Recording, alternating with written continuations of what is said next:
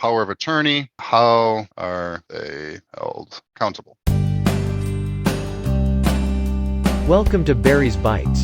Please join our host, attorney and financial advisor Chris Barry.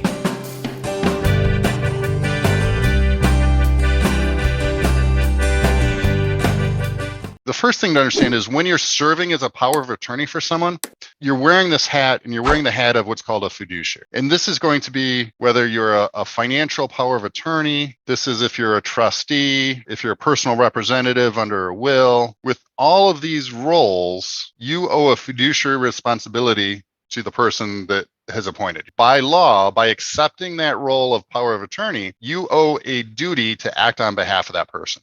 By accepting that role of trustee, you owe a duty to act on behalf of that person. By accepting the role as a personal representative, you owe a duty to follow the terms of the will. With the trust, you have to follow the terms of the trust. So by you signing and accepting that role, you are now a fiduciary. So you're taking on responsibility. I see some families, they fight to say, hey, I want to be the trustee or I want to be the power of attorney. And I look at it as I'd rather just be a beneficiary. I'd rather just sit back, not do anything and wait for my money. But yeah, a lot of families will fight to, I want to be the trustee or personal representative. Like all you're doing is you're taking on more responsibility, you're taking on more work. So just by signing that document, you are now a fiduciary. So you have civil and potential criminal liability if you were to violate and not act on behalf of the person. Now, who would hold you accountable? Like if any other beneficiaries see that you're acting in bad faith or not following the terms of the power of attorney or the trust, then they could take you to court.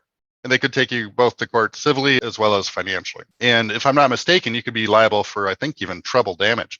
So by you signing on, you're accepting that role. And then you're accepting responsibility and liability as well. So maybe think twice before signing on, accepting as a power of attorney or signing on as a trustee. You're accepting more responsibility, and it could be for very little benefit. I was meeting with a client today, and we talked about compensating the trustee or personal representative for their services. That's also something you can do to offset the fact that, all right, like let's say you have 3 kids, 1 kid is a trustee, they have to get all the work done, and then the 2 others are beneficiaries. Is that really fair? Maybe building in some compensation for the trustee, that can balance things out a little bit.